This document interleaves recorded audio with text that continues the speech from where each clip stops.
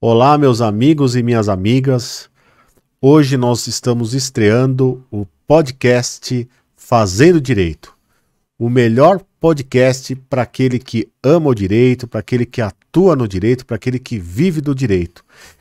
E nessa estreia, eu tenho uma felicidade muito grande de ter aqui comigo não só um amigo, mas um profissional referência no mundo jurídico, que é o Mauro Atui Neto.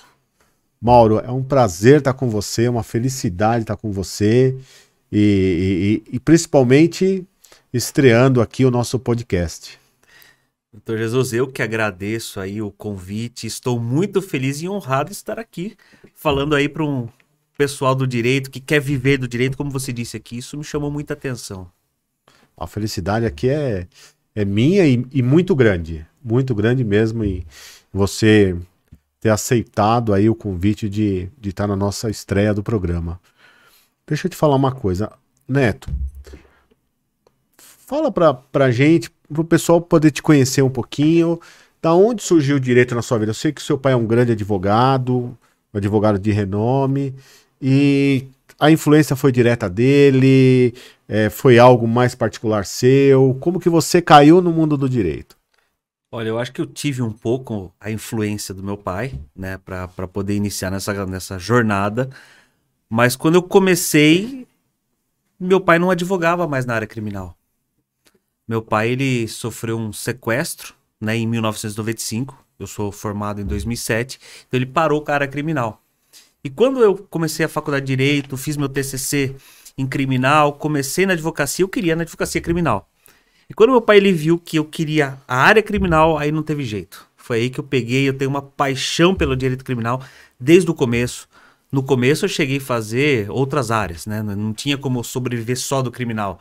Perfeito. Eu fazia pela assistência judiciária vara de família, né? Ação de alimentos, regulamentação de visitas, ação monitória, execução de cheque, que hoje eu não gosto disso daí. Claro. O meu negócio é direito criminal. E, Neto, fala uma coisa pra mim, esse sequestro do seu pai teve alguma coisa a ver com o direito penal? Teve alguma coisa a ver com a área do direito ou não? Não teve? Não teve nada a ver com a área do direito. Na verdade, ele foi para depositar um dinheiro no Banco Bradesco e acabou sendo alvo ali dos bandidos. E alguns dias depois ele tinha que fazer uma audiência criminal, e esse ele me fala assim, na verdade ele sempre repete isso, que depois que ele sofreu o assalto, ele foi a defender um rapaz que praticou a mesma coisa daquele que fez aquilo com ele. Então, a partir daquele momento, ele resolveu parar, que não tinha uma carga emocional para poder continuar na área criminal. Tá. Mas ele continuou advogando em outras áreas? Continua. Na verdade, continua ainda. Tá. E aí você caiu no criminal. Qual foi o bichinho que te picou, então? Foi o seu pai ter parado? Foi a própria faculdade que te fez essa paixão, ou isso aconteceu no dia a dia? Essa paixão eu acho que vem dentro de mim, eu sempre tive isso comigo, Jesus, desde que eu era um menino, de não aceitar injustiças. Tá. O que eu não suporto é ver alguém preso por algo que não fez, ou preso além do que deveria estar lá dentro. Então isso eu acho que foi o gatilho que me levou aí para o mundo do direito, especialmente o direito criminal. Desde menino você... Porque eu, por exemplo, é engraçado, né? Porque se a pessoa pergunta pra meninada, né? O que você quer ser? Eu quero ser bombeiro, o normal dos meninos, né? Eu quero correr de Fórmula 1, não, eu quero ser astronauta, tal. E eu não sabia nem exatamente o que fazia, mas se me perguntasse o que você quer ser, eu quero ser advogado. Isso é uma coisa, eu tinha lá 5 anos de idade, o que você quer ser? Eu quero ser advogado. Eu sabia que o advogado defendia, né, atuava na defesa de pessoas. Eu ainda não tinha exatamente a noção do que era, né, mas eu acho que aquela questão do atuar na defesa de pessoas dava para mim uma sensação meio de super-herói, sabe? E com você também, assim, desde pequeno, era alguma coisa ligada no direito? Sempre de querer defender as pessoas, defender os amiguinhos, ser aquele porta-voz, né? De falar, não, ele tá certo, ele tá errado. No princípio da advocacia, quando eu comecei, deu na minha cabeça que eu queria ser juiz. Tá. Aí eu comecei a prestar para concurso público, para o MP eu quase fui para a fase final, só que depois eu comecei a entrar a trabalhar no Procon, né? Eu fui nomeado como consultor jurídico e acabei perdendo o time, né, de estudar para concurso, eu dava 4 horas por dia, só que isso foi uma bênção, na verdade. Porque hoje, se eu pudesse voltar atrás, eu me dedicava exclusivamente ao direito. Porque eu não me vejo como juiz, como promotor. Eu acho que no meu sangue corre o DNA da advocacia. Da advocacia mesmo. Tá, como diz, né? O seu sangue não é A, não é B, é OAB, né? É OAB, exatamente. É OAB, né? E esse seu preparo para juiz e tal, já existia algum pensamento desse na época da faculdade? Ou assim, ó, depois que eu me formei, aí você foi, putz, vou tentar o concurso também? Não. Eu sempre quis ser advogado, mas depois, quando você entra na faculdade, depois você vê aquelas pessoas, não, para você ser advogado, um advogado bem-sucedido, vai 2, 3, 4 anos, tem uns que falam 10 anos. Aí você fala, putz, será que eu vou pegar, passar necessidade? Vou prestar para concurso público, quero ser juiz. Não que eu queria ser juiz por vocação ou ser promotor de justiça por vocação. Por estabilidade? Às vezes por a questão de estabilidade. E hoje que eu vejo que isso, Jesus, é uma ilusão. Perfeito. É uma ilusão. Eu acho que você, sendo advogado, você consegue se realizar na profissão. Porque se você é juiz, você fica engessado. E se você não quer ficar engessado, você começa a fazer besteira e ter decisão reformada. Sim. É aquela questão, né? Você atuar naquilo que você tem vocação, não é? Quer dizer, você falou uma coisa que é interessante, porque tem muito recém-formado e que ele vai para o concurso público e não é a vocação dele, não é? E ali, às vezes, ele se sente até infeliz, como você tem profissionais na magistratura e no Ministério Público que são excelentes, que você vê que é vocacionado para aquilo, né? E é muito legal a gente passar o podcast, inclusive, o intuito é levar, né? Fazendo direito, por quê? É para que seja uma referência para os novos advogados, para os novos juízes, para os novos promotores. Olha, deixa eu ver uma referência ali, quem está ali no mundo do direito, quem está fazendo direito. E é muito bacana colocar isso, porque às vezes você tem um menino recém-formado e o sonho dele é advogar. E às vezes ele se deixa influenciar, não é? E às vezes ele até passa anos da vida dele sem se dedicar à advocacia, aí não entra nem uma situação nem outra situação, ele fica num limbo aí, né? E na verdade, assim, se você sente que a advocacia é o que dá para você, você tem que encarar e encarar o desafio, não é isso? Exatamente, né? Eu tive um fato muito importante que foi um divisor de águas na minha carreira, né? Jesus, foi em 2009. Eu lembro que veio para mim no meu escritório um caso de um rapaz preso com uma pequena quantidade de droga. Eu era um advogado bem jovem, né? Tinha 2 anos de profissão. E eu lembro que eu falei pro pai do rapaz, eu falei assim, viu, fica tranquilo, eu vou impetrar habeas corpus, se Deus quiser vai dar tudo certo. Porque naquela época eu achava que se eu fizesse um pedido de liberdade provisória, se eu fizesse um habeas corpus, eu ia soltar o cara. Sim. E eu falei isso pro cara, pro pai do rapaz. E 2 dias depois, eu não me lembro, não me recordo exatamente a data, ele liga pra mim e fala, viu, doutor, tem um amigo meu, que é advogado, criminalista, né? Aquela pessoa que gosta de criticar o trabalho dos outros, né? O crítico de fato consumado. Sim. Ou conhecido também como tiozão do sofá, Sim. né? Ele fala, não, nesse caso aí não adianta habeas corpus. Ele é um advogado novo, saiu da faculdade ontem. Eu acho que ele tem até uma OAB. Tá. Imagine o que eu senti, o que tava saindo de dentro de mim. Ele, na verdade, ele fez florescer. Exatamente. E eu falei, eu pensei comigo, a partir desse momento, eu não vou ser humilhado por mais nenhum outro advogado. Não vou. E aí eu comecei a estudar, eu comecei a me trabalhar, buscar conhecimento, porque eu sou uma pessoa que se preocupa muito em buscar conhecimento. Sim. E aplicar o conhecimento. Porque não adianta nada você ter o conhecimento e não aplicar. Qual foi o primeiro caso penal, porque você começou a fazer atuar em várias áreas, né?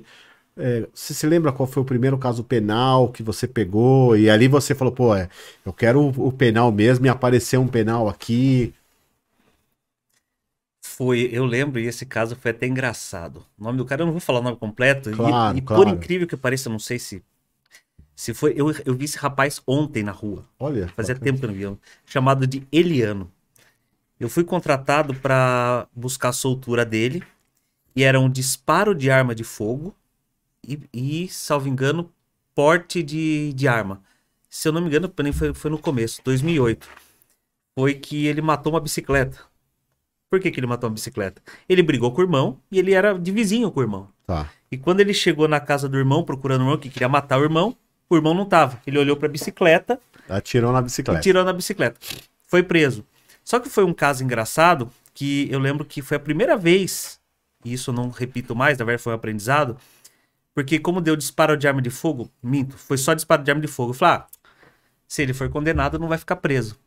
Falei assim, Eliano, fica tranquilo. Ele gostava muito de andar a cavalo. Você vai pra Romaria de Maio, viu? Isso aqui eu pego e consigo tirar você.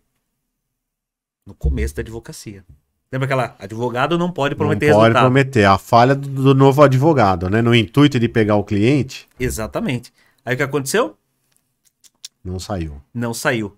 Impetrei um habeas corpus e foi lá que eu ganhei minha primeira liminar. E por sorte, por cargas do destino, ele saiu antes da Romaria.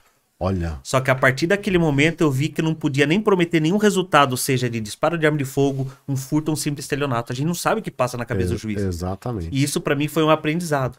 E sorte que aconteceu de ele sair. E se eu pego um caso de um traficante E ele não sai. e ele não sai? Minha vida que corre o risco. E a partir daquele momento eu nunca mais prometi nenhum resultado pro cliente. Eu prometo trabalho, que eu vou vestir a camisa por ele. Agora, prometer resultado, o advogado que faz isso, viu? Vou até falar aqui pro pessoal, corre risco de vida. A carreira na advocacia vai ser curta.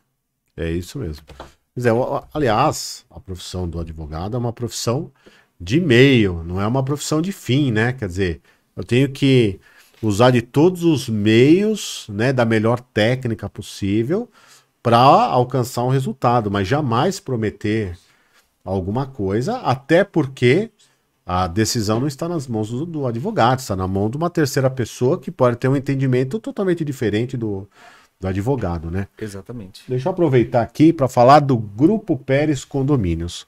O Grupo Pérez Condomínios é o patrocinador do podcast Fazendo Direito. Você tem algum problema no seu condomínio, você é síndico e quer mudar de administradora? Entre em contato 2292-2468, fala com a Adriana, fala com o Ricardo, siga os contatos aqui abaixo e você vai ter uma administradora top no seu condomínio. Eu quero agradecer aqui desde já ao Grupo Pérez Condomínios que patrocina aqui o nosso podcast. Neto, mas e aí? E aí você entrou na área criminal e a partir de quanto tempo que você estava atuando na área criminal, você percebeu que você poderia abrir mão das outras áreas do direito, Neto? Olha, isso foi mais ou menos...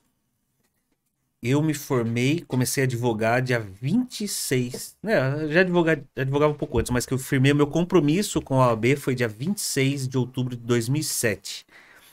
Eu comecei a atuar exclusivamente na área criminal foi a partir de meados aí de 2011.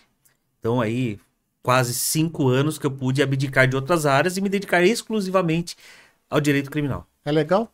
Passa isso, porque o jovem advogado, né, às vezes ele tem aquela ânsia, aquele desespero, né? Quer dizer, se você focar, você vai chegar aonde você quer. Você tem que ir trabalhando e trabalhando devagarzinho, não é? E optar por uma determinada área. Você acha que a especialização em uma determinada área, ela é um diferencial para o profissional, Neto? É. Na verdade, hoje, quanto mais nichado o profissional for, melhor é. Ou seja, se hoje eu pudesse voltar atrás, eu já teria foco direto no direito criminal. Porque hoje as informações, elas vêm para você. Antigamente, pelo menos na minha época, era um pouco mais difícil. Era difícil para mim, Jesus, por exemplo, quando eu comecei a aumentar o nível, elevar o nível da minha advocacia, de eu encontrar advogados experientes no fórum, tentar conversar sobre um caso meu e eles não terem nem ideia do que eu tô falando. Perfeito. Eu não tinha com quem conversar de direito criminal na minha cidade. Ninguém sabia, ninguém conseguia resolver ou dar alguma dica, né? Igual hoje a gente tem muito fácil nessas comunidades criminais. Sim. Antes era difícil. Eram os chamados corredores do fórum, Sim, né? exatamente.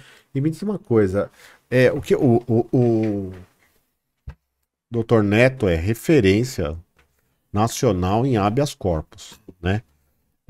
Eu não sei se mas me parece que é o advogado que tem mais habeas corpus impetrado nos tribunais superiores, é isso mesmo? Eu tenho aí, salvo engano, mais de 1.200 habeas corpus impetrados no Superior Tribunal de Justiça e mais de 860 no Supremo. No Supremo. O que levou você a se especializar no habeas corpus? Porque é importante que as pessoas saibam, o Neto, ele é chamado por grandes escritórios, grandes advogados, ele é referência em habeas corpus. Vê que só no STF, cada ministro aí tem quase 100 habeas corpus. Aí, se a gente fizer aí 800 dividido por 11, dá mais de 80 habeas corpus para cada ministro. Quer dizer, imagine que cada ministro do STF tem 80 petições, 80 peças do Neto. Quer dizer, ele é uma referência total. Mas qual foi o caminho? O que levou você a essa especialidade? Foi o dia a dia?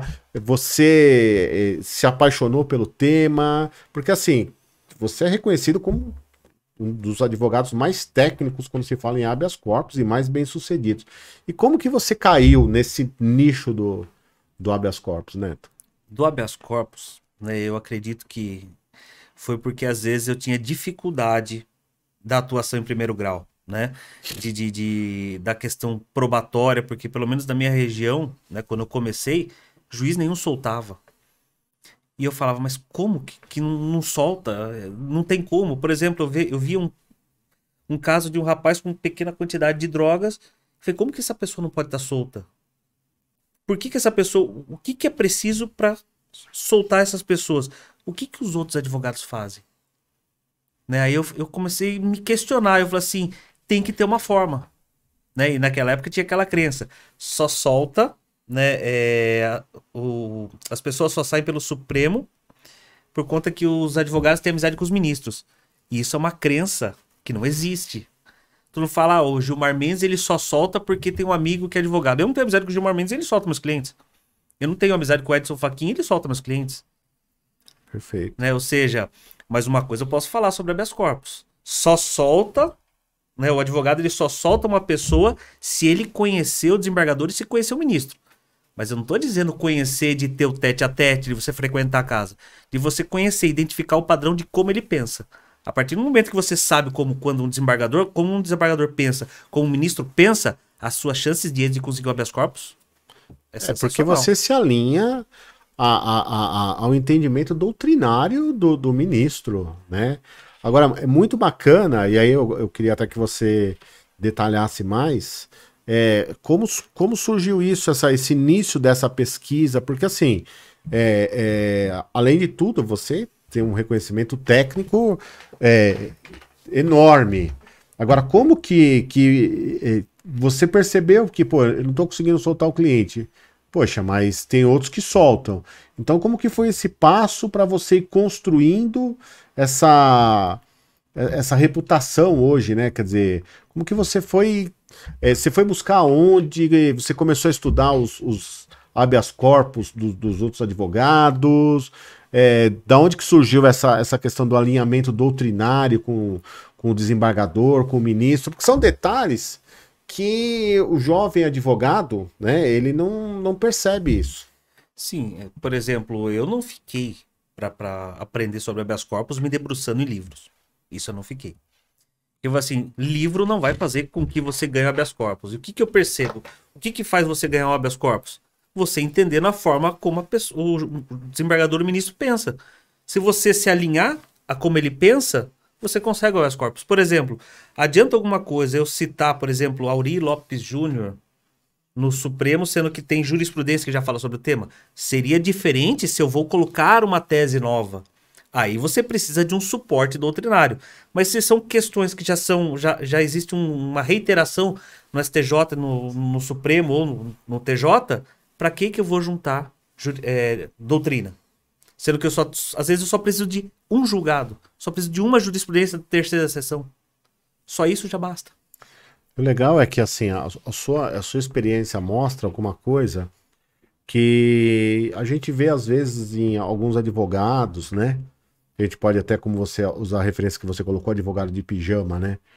Que existe aquela coisa, não adianta você ir no tribunal, que no tribunal tem muito, inclusive na questão de sustentação oral, né? Não adianta você ir lá fazer sustentação oral, porque isso não muda nada. Eu já mudei mais de uma vez a decisão na sustentação oral no tribunal.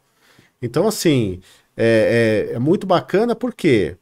Porque a pessoa que está na advocacia, principalmente está começando na advocacia, tem que perceber que, assim, que os tribunais, eles existem realmente, os processos são julgados, como você falou, você não precisa ser amigo de ministro, nada disso, isso é uma falsa crença, né?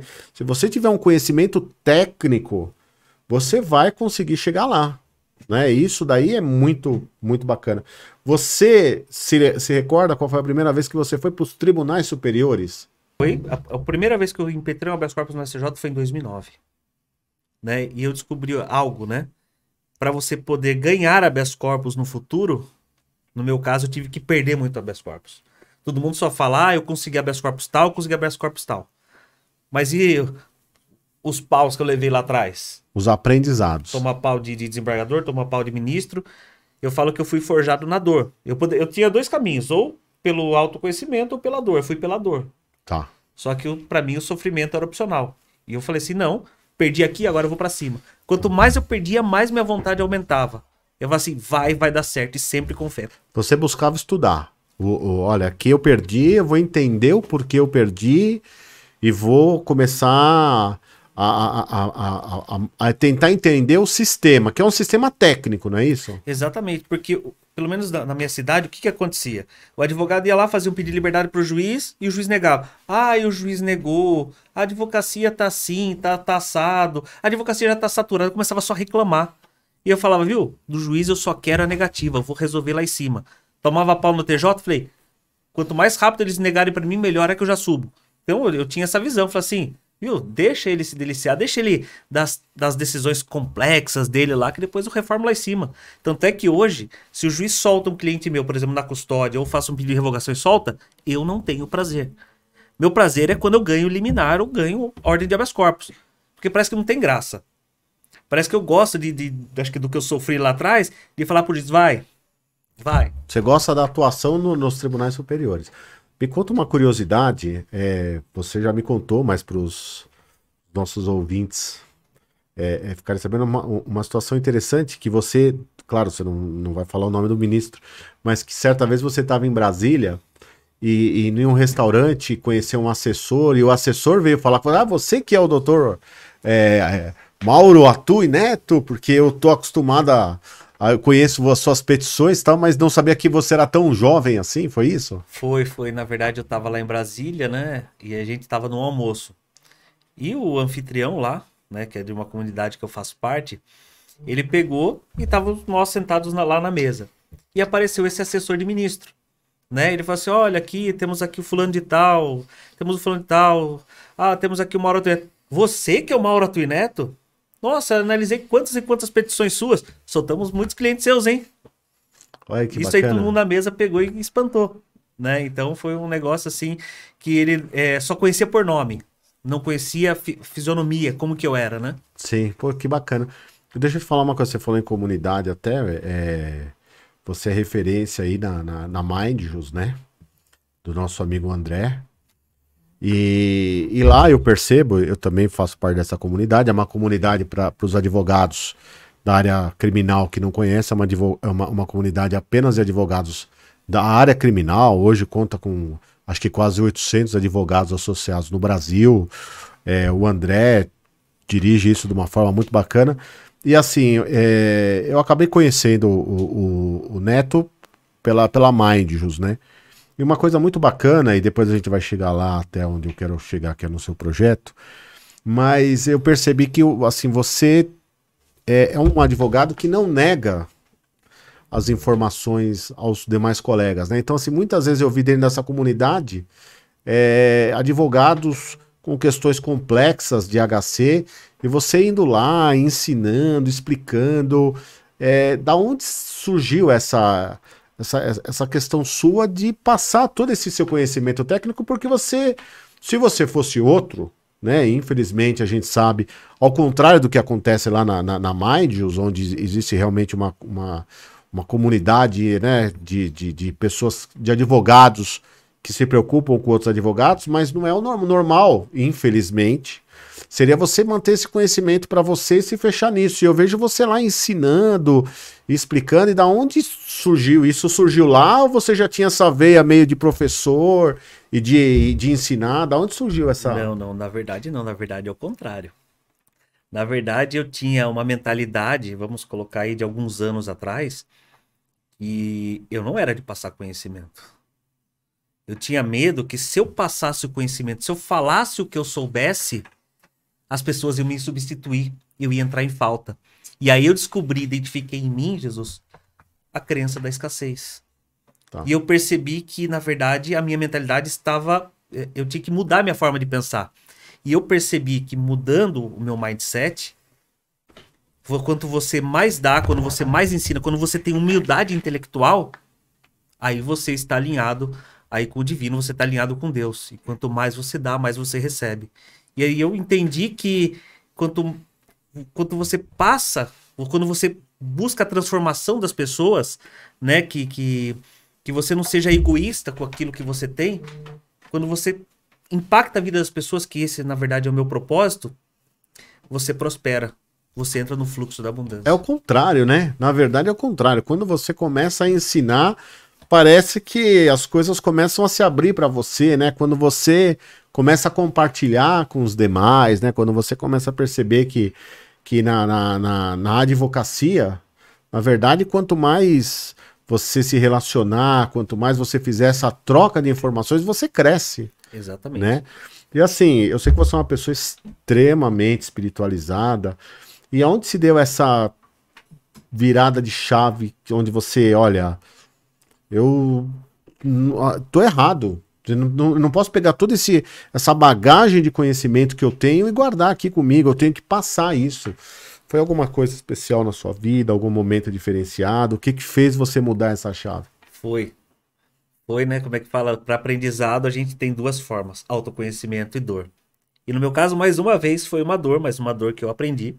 Né? Eu entrei, né? Não sei se o que deu em mim, uma síndrome de Burnout, algo nesse sentido, que eu fiquei de cama. Por quê? No meu escritório, eu tava advogando sozinho. Eu que fazia tudo. É petição de juntada eu. Habeas corpus sou eu. Isso, eu não tinha, né? Eu tinha algo em mim que eu não conseguia delegar para outras pessoas. Porque na minha cabeça eu achava que essas pessoas não iam saber fazer da forma como eu faço. Você se fechou. Eu me fechei. E o que acontece? Começou a vir casos e casos. Eu tomava 3 energéticos por dia. Sem açúcar. Mas tomava 3 energéticos e hoje eu não tomo mais. Isso, na verdade, é um perigo. E aí, quando deu a depressão, eu fiquei, ou seja, vulnerável. Eu precisei da ajuda de outros colegas, né? Tem o Dr. Glauber, que é um amigo meu, o Dr. Mário Badures, que acho que também ele vai estar aqui no próximo. É isso, no próximo podcast ele vai estar. Vale a pena, viu, pessoal? Não percam o episódio. É uma referência no Tribunal do Júri, né? Exatamente.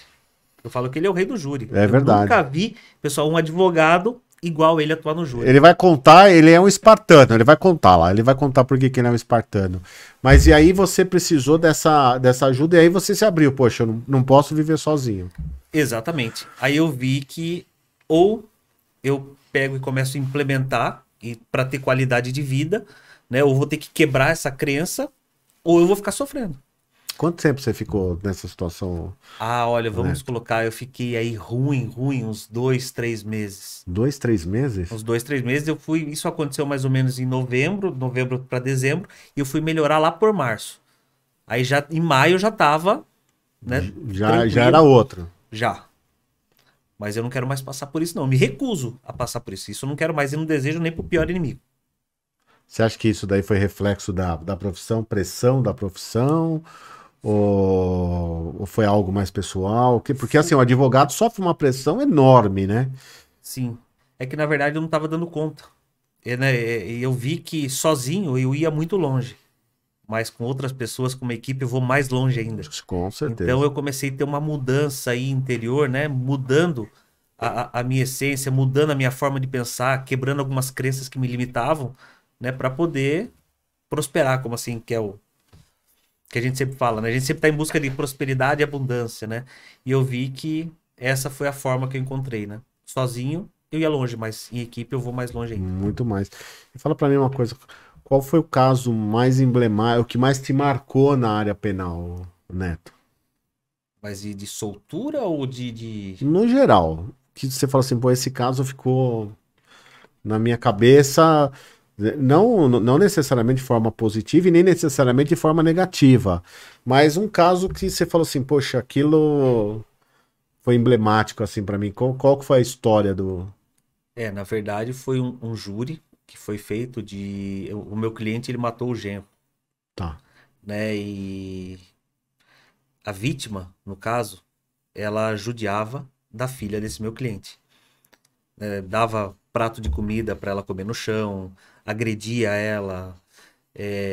Teve um fato que aconteceu no processo que foi o estopim que levou ele a matar o genro, né, junto com outras 3 pessoas, na paulada e na barra de ferro, que ligaram pro meu cliente e falaram assim, viu, o rapaz aqui, não posso até dizer nomes, Claro. ele pegou uma bateria de moto, deu na cabeça dela, ela tá estendida aqui, desmaiada.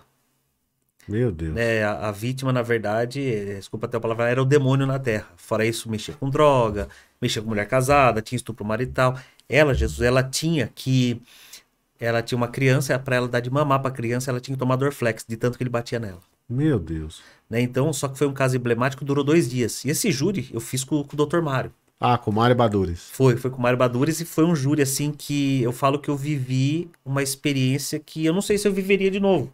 Tá. Porque teve hora que eu tava alegre, teve hora que eu tava triste, teve hora que eu tava entusiasmado. Eu vivi várias e várias sensações naquele júri. Você Porque pegou o processo desde o início ou pegou só a fase de júri? peguei da pronúncia pra frente. Na pronúncia pra frente. Né? E foi um júri que eu reforcei muito a tese da clemência, do perdão, e eu não sei se aquilo mexeu dentro de mim, né? Que não sei se ali eu comecei a desabrochar. Alguma coisa aconteceu comigo naquele júri. Eu não sei explicar o quê, mas algo mudou em mim. Aliás, eu já tive em júri e vi você numa outra situação em que também coube a tese da clemência e você demonstrou aquilo de uma forma maravilhosa. E também num júri que estava também o Mário. Também. Exatamente, o Mário sempre tá comigo. Nós fizemos aí, acho que uns 80 júris nesses 2, 3 anos aí. De coisa muito júri. E com uma alta taxa de vitória. Mas foi um trabalho em equipe. Mas o Mário, ele é sensacional no júri. Se alguém tiver oportunidade de ver esse homem no júri, ele é um monstro mesmo. Ele é foda. Ele vai estar aqui no nosso próximo podcast. Me fala uma coisa. Você iniciou hoje um projeto, e aí agora eu vou querer ver se a gente fala bastante disso, inclusive da parte técnica, do conhecimento técnico. Você iniciou um projeto sensacional que se chama Hábias de Sucesso.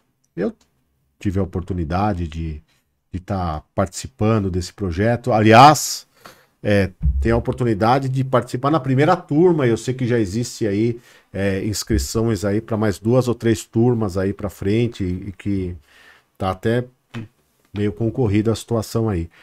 Mas me diz da onde surgiu o Hábias de Sucesso? Esse projeto nasceu na sua cabeça de que forma? E depois essa implementação? E aí depois eu quero que a gente comece a discutir também, porque assim, é sensacional, porque, veja, para quem não conhece, e é muito bacana, a gente vê muitos cursos na internet, e são cursos maravilhosos.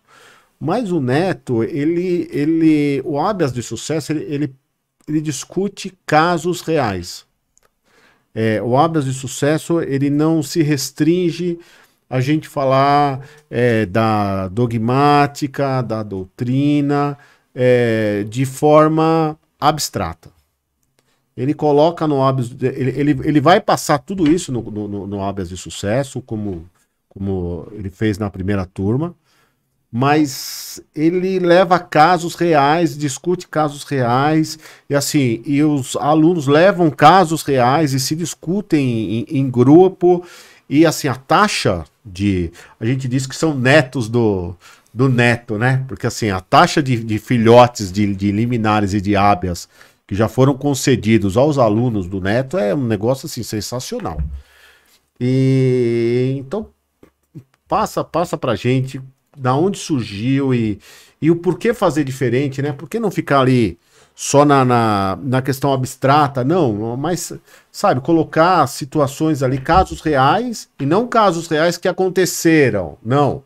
Casos aqui, ó. Qual é a discussão de hoje que vai ser impetrado amanhã? Então, pô, passa pra gente, porque eu acho assim um projeto sensacional, né? Exatamente. Na verdade, Jesus, eu sempre tive vontade de ser professor. E lá no começo, né, quando eu era um jovem advogado, eu era advogado muito tímido, um advogado introvertido, né? Às vezes tem gente que fala que às vezes eu sou introvertido, mas eu era mais. Eu era vergonhoso. Eu ia na OAB e pedia para ser mestre de cerimônias e ficava tremendo com o microfone na mão, né? E eu sempre quis ser professor, levar a minha mensagem para o mundo, né? E daí eu comecei com essa questão do habeas, né? Habeas de sucesso, eu crio daqui, crio dali, e criei um perfil no Instagram. Só que lá ele ficou parado. Eu não sei que trava que eu tinha, ele ficou parado. E nesse espaço de tempo, veio uma proposta para mim, para eu dar aula na Faculdade São Roque. Eu demorei 2 dias, mas com dor no coração, eu recusei. Eu falei assim, lá eu vou ficar amarrado. E na verdade não vai levar para o caminho, né, do que eu defino como vida épica, né? Eu acho que a internet hoje é o caminho. Perfeito. Né? E eu comecei a buscar conhecimento, buscar as novidades do mundo digital, como que eu faço isso. Comecei a buscar, só que ainda estava travado. Teve um belo dia, isso eu jamais vou esquecer, que foi... Eu fui fazer um júri junto com o Mário, lá na Barra Funda, né? Lá não, porque a gente tá aqui, né? Na Barra Funda, que era um júri, assim, bem complicado, e no fim o júri não teve. E eu lembro que a gente foi pro estacionamento e ficamos lá conversando por umas 2, 3 horas. Lá, deu uma virada de chave e foi lá até que o Mário falou assim, eu vou ser o seu primeiro aluno. E lá começou a mexer com a minha cabeça, né? De ver, eu falei, preciso colocar isso, né, em prática, né? Aí eu percebi que eu precisava me desenvolver pessoalmente. Falei assim, eu não sei que trafa que eu tenho, o que eu preciso fazer para colocar isso aí, implantar no ar, colocar no ar. E eu fui fazendo um trabalho de desenvolvimento pessoal, participei de imersões, uma delas que eu falo, que é do Wendel Carvalho. Sensacional, né? É sensacional. Eu fui lá, na verdade, minha esposa que queria ir lá no tal do Protagon do Wendel Carvalho. Eu falei assim, eu vou para acompanhar. Eu falei, vai ser uma palestrinha de coach, papinho de coach, vai dar umas palavras motivacionais lá e... Só que não foi bem assim que aconteceu. Era pra você a coisa. Era pra mim e foi uma das melhores experiências que eu tive na minha vida. É aquela experiência que você fala, eu quero voltar de novo. E eu tirei totalmente da minha cabeça aquele negocinho de papinho de coach. E eu vejo que ele não é o que a gente chama de papinho de coach. Ele é um treinador comportamental. Lá, algumas crenças minhas ficaram naquele evento, né? E isso daí começou e eu fui indo, chegou uma hora e falei assim, ou vai ou racha. Eu falei assim, eu vou ter que enfrentar qualquer tipo de medo que eu tenha e eu não sei, porque Jesus, eu não sabia o que estava me bloqueando. E o habeas, eu só ficava aqui lá, posta conteúdo aqui. Posta um conteúdo aqui. Não. Eu falei assim, agora ou vai ou racha. E aí eu tive a ajuda da minha esposa que só me empurrou do precipício e falou assim, agora vai. Aí quando eu vi, um dia tava marcada a live, eu falei assim, agora eu vou ter que pegar, passar o conteúdo e fazer a venda da mentoria, e seja o que Deus quiser. Quando você pensou no habeas, e assim, interessante porque eu já tive a oportunidade de ver você proferindo palestra para 100 e tantas pessoas, quase 200 pessoas, e na realidade você super se desenvolve super bem na palestra. Agora, quando você pensou no habeas, você já sabia que você era referência em habeas corpus, ou foi apenas aquela questão de passar o conhecimento? Olha, eu sei isso, mas você ainda não tinha noção dessa referência. Não, olha, para ser sincero, falavam, isso é referência pra... Se você acha isso, eu não conseguia ver valor nisso. Pra mim, eu achava, só estão falando por falar.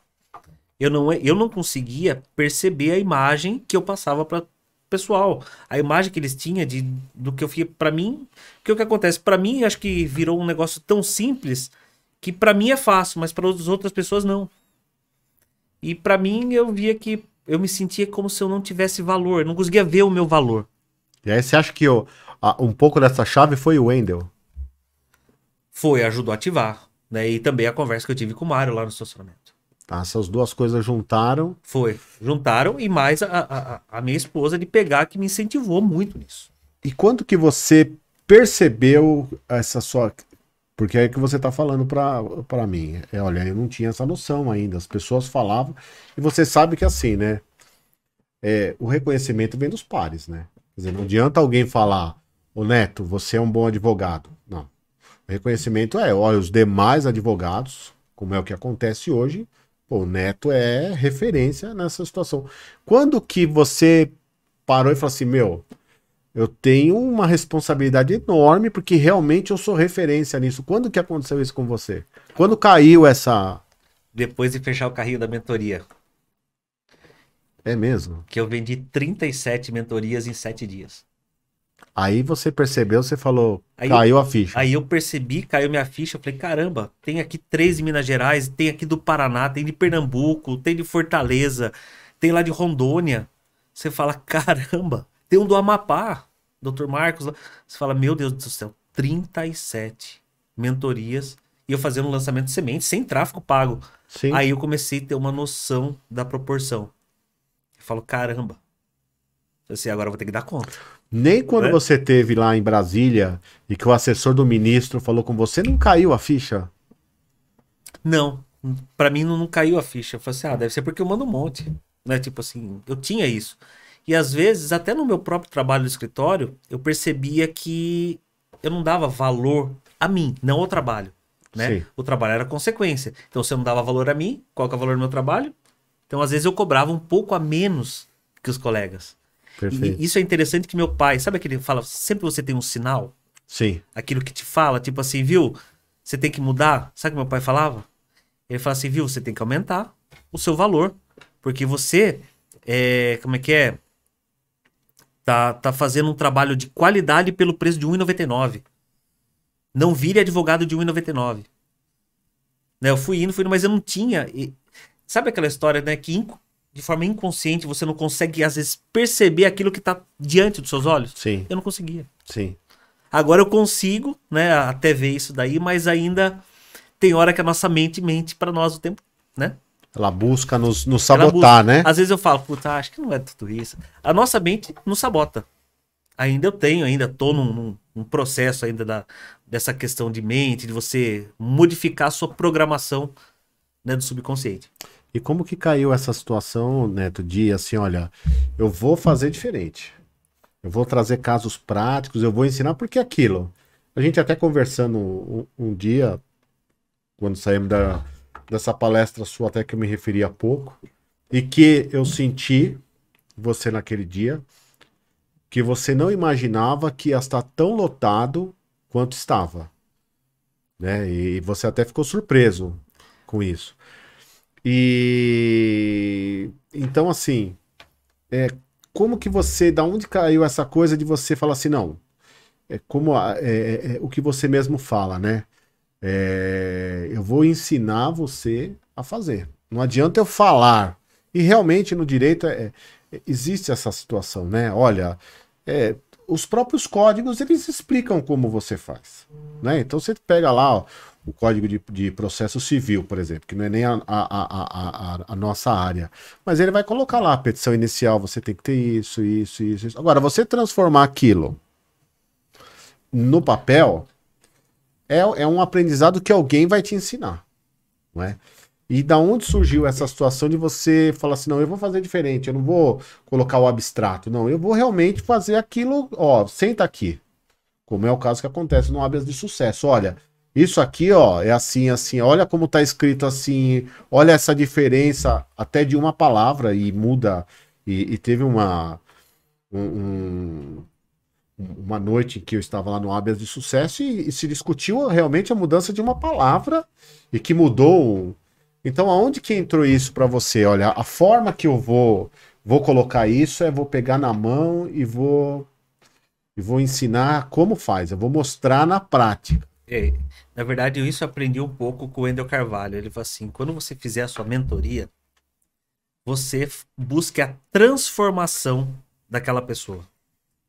Ajude essas pessoas, mas de uma forma que não é que você agrade ela, você precisa encantar essa pessoa e entregar mais do que você prometeu, né? E você realmente fazer o bem para a pessoa, mas fazer o bem, mas de algo significativo, porque a partir do momento que você começa a transformar a vida das pessoas, você começa a plantar o quê? Um legado. Você vai deixando um legado para a humanidade. E quando você estiver lá em outro plano, você vai deixar uma marca que eu estive aqui. Porque Perfeito. o que eu quero é não morrer. E eu não vou morrer. O meu físico pode ir embora, mas eu quero ficar gravado na memória das pessoas. Falar assim, pô, o Neto lá pegou, transformou minha vida. Hoje eu tenho uma vida melhor. Hoje eu consigo prosperar. Hoje eu consigo alimentar. Eu consigo levar meus filhos para uma viagem. É isso que eu quero. É essa transformação, é esse legado. No Habeas de Sucesso e mesmo na sua vida. E eu penso no Habeas de Sucesso porque é onde você tem o contato com os alunos e você vê todo tipo de erro ali, né? Onde você acha que o advogado peca mais no habeas corpus? Onde você fala assim, meu, é um erro recorrente dos advogados, eles não percebem, isso aqui tem que mudar. Eles não percebem que para você atuar nos tribunais superiores, STJ e STF, tem uma linguagem correta, tem uma técnica diferente. Diferente da atuação do juiz de primeiro grau e o TJ ou TRF. Tem uma linguagem diferente. E tem a questão de você dar um tiro como se fosse um sniper. Você tem que ir direto. Eu falo que é o HC Pitbull. Vai direto na jugular. Você tem que ser estritamente técnico. Se você não for técnico, você corre o risco de não ter êxito no habeas corpus. Por isso que eu falo, às vezes, Jesus, o advogado pode ser o melhor advogado do mundo. Ele pode ter um conhecimento acima da média. O problema, às vezes, o advogado ele não consegue o habeas corpus, não é porque ele não sabe, não é porque ele não tem conhecimento, mas da forma como ele coloca isso na linguagem que o STJ gosta de ver, que o STF gosta de ver. Quando ele entender e virar essa chave, aí o negócio começa a acontecer. Aí, como eu falo, a magia começa a acontecer. Me lembro que quando eu estava na faculdade, eu pedi para uma amiga minha que o pai dela era advogado criminalista. E eu nunca tinha visto um habeas corpus. E eu falei para ela, pô, me manda um habeas corpus para eu ver como que é, né? Como que é a peça e tal. E ela me mandou. Eu me lembro que aquele habeas corpus tinha acho que 30 e poucas folhas. E isso é uma ilusão, né? Porque assim, eu gostaria até que você falasse a respeito disso, de toda essa experiência e dessa ilusão de você impetrar um habeas corpus lá de 20, 30, 40 folhas, que às vezes o resultado é o inverso, né? Quer dizer, você vai ter mais dificuldade em conseguir uma liminar, mais dificuldade em conseguir o sucesso no seu habeas corpus, né? Até pela quantidade de volume, é preciso que os novos advogados, principalmente, entendam que a quantidade de volumes que chega no STJ, no STF, é imensa porque são processos do Brasil inteiro. Então fala um pouquinho dessa questão aí, que tem um pouco a ver com o habeas corpus pitbull, né? Quer dizer, fala um pouquinho pra gente. Exatamente. Eu falo que, na verdade, você fazer uma peça longa de habeas corpus é uma crença limitante. Né? O habeas corpus tem que conter aquilo que precisa ser dito. Você vai direto ao ponto. Né? Porque nós sabemos que, quando a gente vai impetrar habeas corpus, nós sabemos que nós temos que fazer um habeas corpus objetivo e cirúrgico. Isso no consciente. Mas aqui no sentimento tem aquela crença de que se eu não fizer um habeas corpus bem feito, pelo menos na minha cabeça, colocando doutrina, recheando de jurisprudência que não vai servir para o caso, a petição vai ficar melhor. Você sente uma falsa ilusão. Né? Você vai ter a ilusão de que aquilo vai ser benéfico, que não é. E isso atrapalha, há um conflito. aqui. Porque a gente sabe o que tem que ser feito, mas às vezes a gente não sente como a gente deveria saber. Mas isso veio o quê? Lá de trás, né? Às vezes você faz um habeas corpus, tá perfeito, mas você tem aquela sensação. Você Mas confunde falta colocar tamanho com qualidade, né? tamanho com qualidade. Exatamente. E eu tive que aprender isso na prática, porque quando chegou um volume de serviço para mim, muitos clientes, eu tinha que dar conta. Eu não tinha como fazer mais habeas corpus, vamos dizer assim, mais completos. E não tem dessa. Porque pensa comigo, Jesus, o habeas corpus ele discute uma flagrante ilegalidade, principalmente no STJ-STF. Aí eu pergunto, será que uma flagrante ilegalidade precisa de 30 folhas para você demonstrar uma flagrante ilegalidade? Perfeito, Flagrante ilegalidade significa aquela ilegalidade que salta aos olhos. perfeito. Se salta aos olhos, igual, eu tive alguns mentorados que um habeas corpus no Supremo com 5 folhas, ordem concedida. Um outro pedido com 5 folhas. Acho que da Fernanda, 6 folhas. Liminar concedida. Perfeito. Por falar em qualidade, deixa eu falar aqui, o nosso podcast, ele é patrocinado por uma grande empresa de qualidade. Grupo Pérez Condomínios. Você é síndico, você é condômino, quer dar um up no seu condomínio, quer mudar, quer uma administração moderna, 2292-2468, você vai falar com a Adriana, você vai falar com o Ricardo e você vai ter o melhor que você pode ter. Os contatos estão aqui abaixo. Entre em contato e dê um up no seu condomínio. Neto, deixa eu te falar uma coisa que eu acho importante passar, e aí de repente eu tô até adiantando aí um pouquinho do que tem aí dentro do Habeas de sucesso, mas que também tem tão grande o conteúdo, o volume de conteúdo, que isso não tem nenhum problema. Em uma das reuniões do Habeas de Sucesso, você falou uma coisa muito interessante e que eu acho que é importante.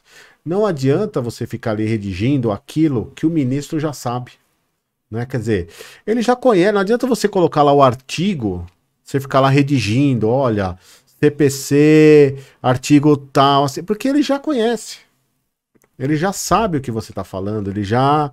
Então, quer dizer, é aquela situação que você falou, é o HC Pitbull, né? Quer dizer, olha, ele vai ali no ponto certo, no tamanho certo, não adianta você ficar enchendo linguiça na sua peça processual, não é isso? Exatamente.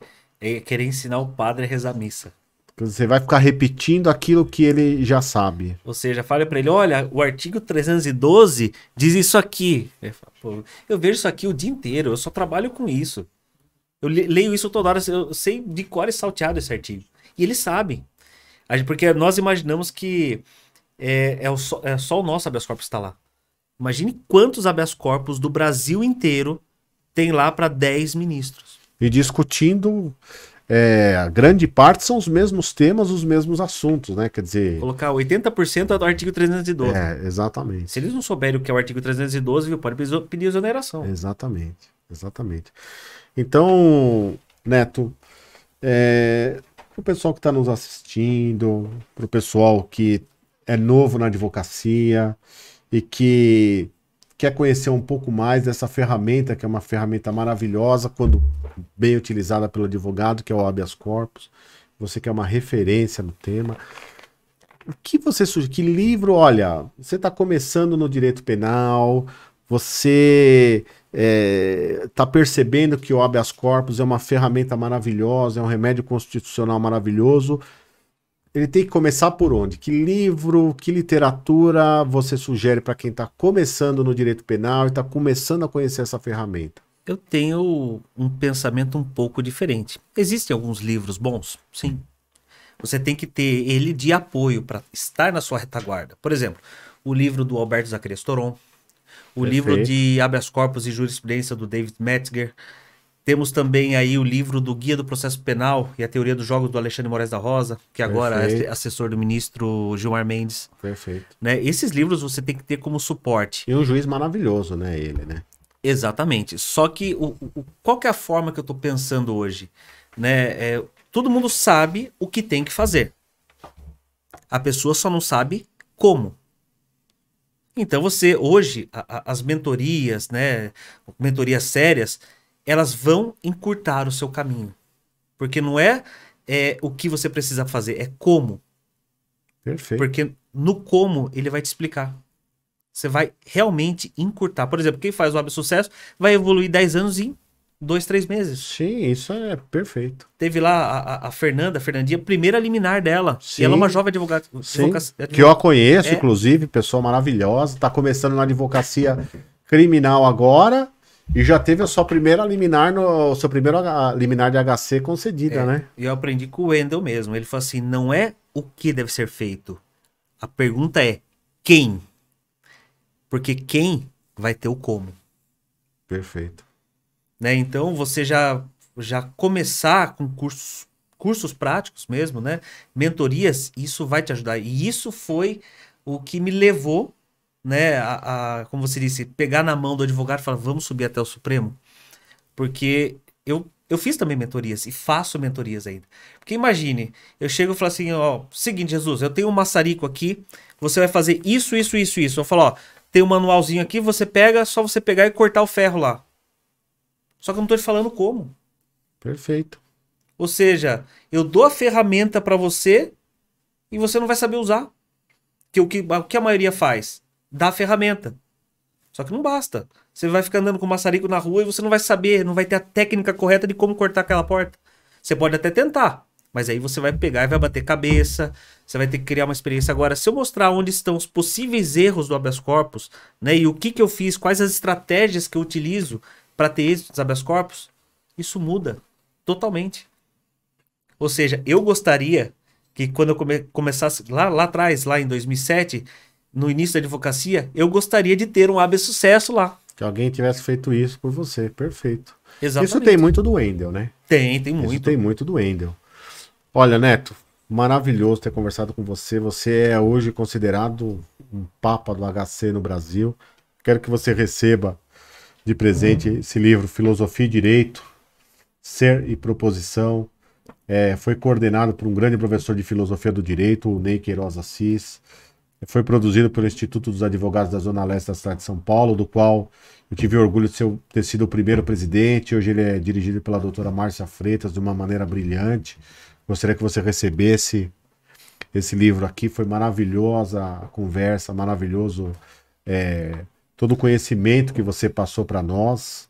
Que legal aqui, pessoal. Filosofia e Direito, Ser e Proposição.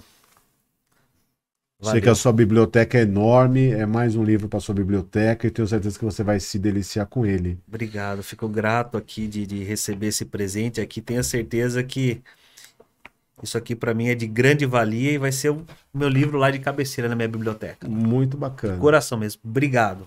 E eu agradeço, foi maravilhoso ter você aqui, você estreando o nosso podcast Fazendo Direito. E eu só tenho a te agradecer realmente por tudo que você passa para os colegas advogados, por essa referência que você por você ter aceitado o nosso convite aqui. Agradeço a todo mundo que assistiu o nosso podcast.